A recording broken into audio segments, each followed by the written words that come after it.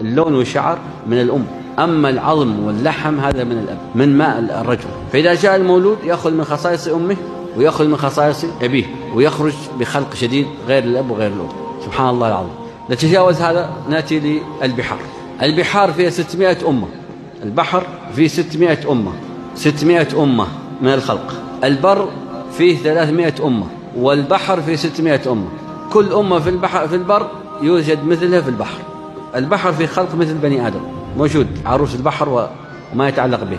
فيه إبل، فيه بقر، فيه غنم، فيه خيل، فيه عقارب، فيه حيات. كل الموجود عندنا موجود في البحر مثله، وموجود في البحر أشياء غير موجودة عندنا أصلا. موجود فيه الحوت الكبير اللي كل واحد كمدينة، يمكن يبلع مدينة بكاملها. وأكبر حوت خلقه الله اسمه النون، وهو الحوت الذي بلع يونس بن متى، حتى قال ذا النون إذ ذهب مغاضبا. النون اللي هو الحوت. وقد أقسم الله